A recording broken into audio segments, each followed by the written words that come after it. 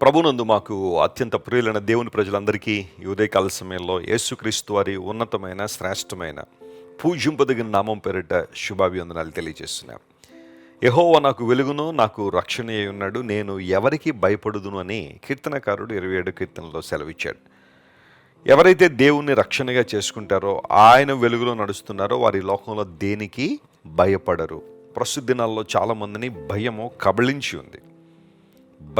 కంపితమైన వాతావరణంలో చాలామంది బ్రతుకుతున్నారు. గత జీవితాన్ని గురించిన భయం, వర్తమానాన్ని గురించిన భయం చాలామందిని వేధిస్తుంది.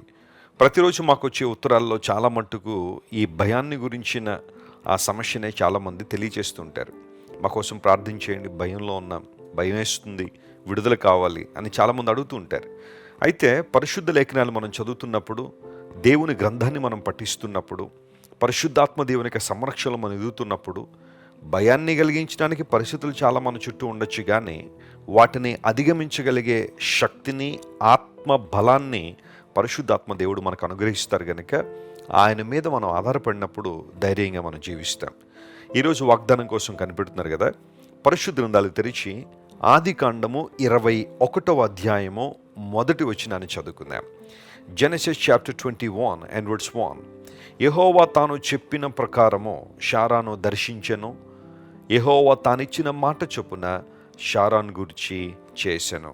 And the Lord visited Sarah as he had said, and the Lord did unto Sarah as he had spoken.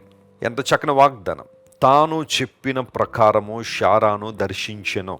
The Lord visited అనే మాట అక్కడ మనం చూస్తాం. దేవుడు దర్శించువాడు.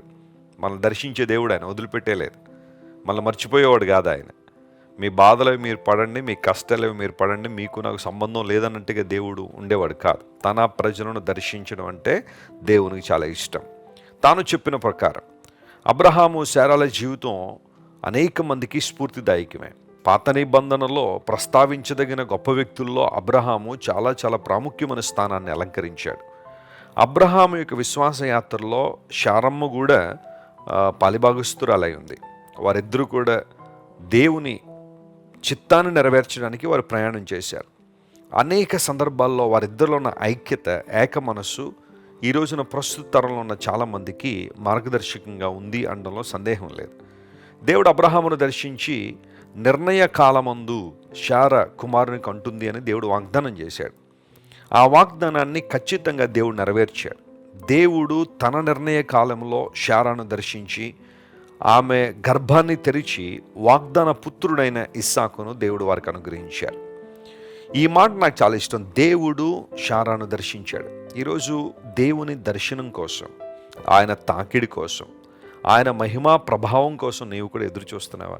ప్రార్థన చేస్తున్నావా? దేవా, మునుపెన్నడూ లేని ఉజ్జీవం నాలోని తీసుకురండి ప్రభువా. మునుపెన్నడూ లేని ఆనందం నాకు ఇవ్వండి నాయన. మునుపెన్నడూ లేని ఆసక్తి నాకు దయచేయండి. నీకు మరింత దగ్గరగా రావాలని, నిన్ను గట్టిగా పట్టుకోవాలని, నీ విశ్వాసంలో నేను ఎదగాలని కోరుతున్నానని ఎవరైతే దేవుని వైపు చూస్తున్నారో దేవుడు వారిని దర్శించడానికి ఆయన ఎల్లప్పుడూ సిద్ధ మనసు కలిగిన వాడే. ఈరోజు నిన్ను దర్శించడానికి దేవుడు సిద్ధ మనసు కలిగిన వాడు.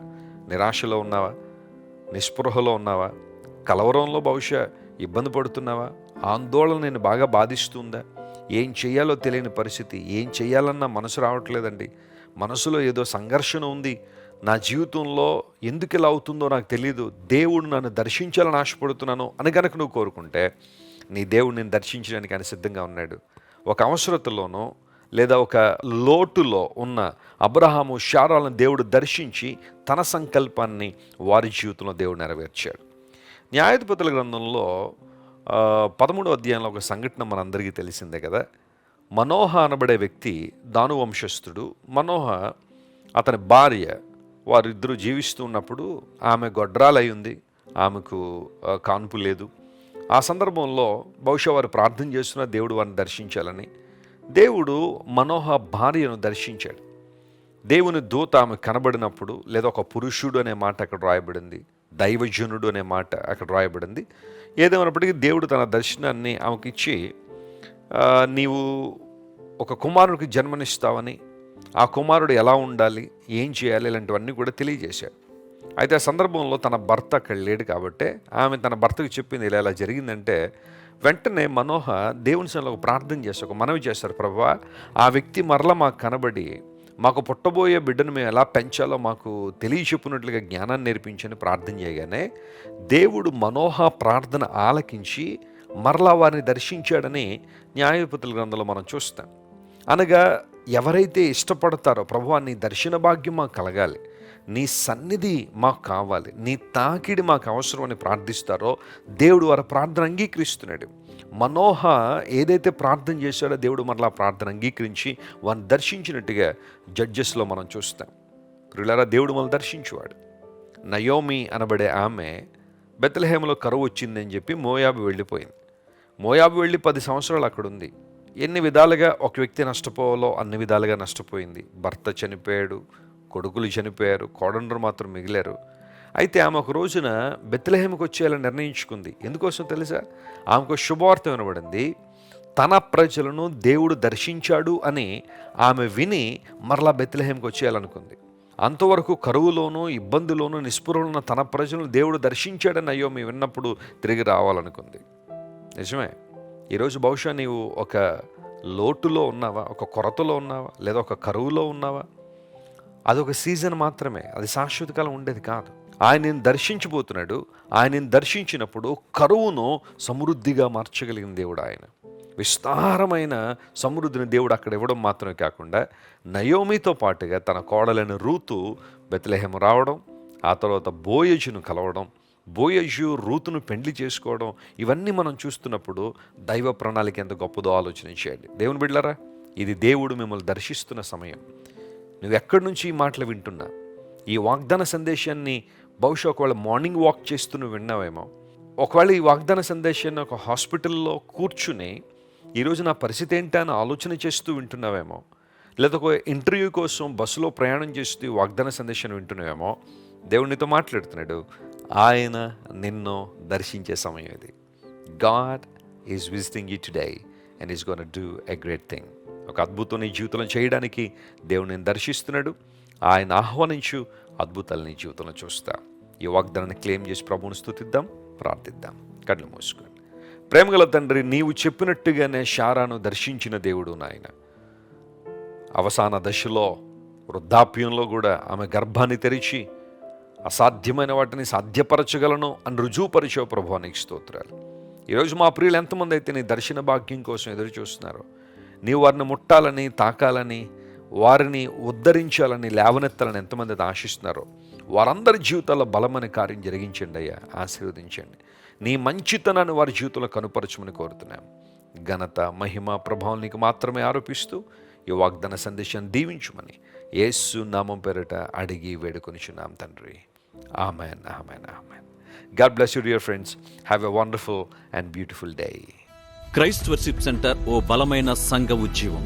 కొన్ని సంవత్సరాల క్రితం కేవలం 2 ప్రారంభించబడిన పరిచర్య నేడు ప్రపంచవ్యాప్తంగా లక్షలాది మందిని ప్రభావితం చేయుచున్నది. రాజమండ్రి, సికింద్రాబాద్, బెంగళూరు, నెల్లూరు, దుబాయ్, బెహ్రైన్, కరీంనగర్, విశాఖపట్నం, గద్వాల్, కొవ్వూరు, మలకపల్లి, శ్రీలంక, భూటాన్, అడ్డతీగల, పాలమూరు, ఒంగోలు, బళ్ళారి, కోరుకొండ, పోతవరం, నల్లజర్ల, వెంకటరామయ్యగూడెం, మచిలీపట్నం, ఇందిరానగర్లతో పాటు అనేక గ్రామాల్లో క్రైస్ట్ వర్షిప్ సెంటర్ ఆరాధనలు జరుగుచున్నవి. వాక్య సంబంధమైన ఉజ్జీవంలో, పరిశుద్ధాత్మ సంరక్షణలో కొనసాగాలనుకునే ప్రతి ఒక్కరికి మా ప్రేమపూర్వక ఆహ్వానాన్ని అందిస్తున్నాము. రండి, ఆత్మతో సత్యముతో ప్రభువైన యేసు క్రీస్తును ఆరాధిద్దాం. మీరు ఇంతవరకు విన్న దైవ సందేశం మరియు దేవుని సేవకులు చేసిన ప్రార్థన మీకు ఆశీర్వాదకరముగా ఉన్నదని విశ్వసించుచున్నాము. ఈ సందేశాన్ని మీ స్నేహితులకు, బంధువులకు షేర్ చేయండి. మీకు ఏదైనా ప్రార్థన అవసరత ఉన్నచో మా ఫోన్ నంబర్లకు కాల్ చేయండి. దేవుడు మిమ్మల్ని ప్రేరేపిస్తే విశ్వాసంతో సాగుచున్న ఈ పరిచర్యను ప్రోత్సహించండి. మరిన్ని వర్తమానాలు, పాటలు వినుటకు జాన్ వెస్లీ మినిస్ట్రీస్ అను మా యూట్యూబ్ ఛానల్ను సబ్స్క్రైబ్ చేసుకొనండి. ప్రభువైన యేసుక్రీస్తు కృప మీకు తోడైండును గాక.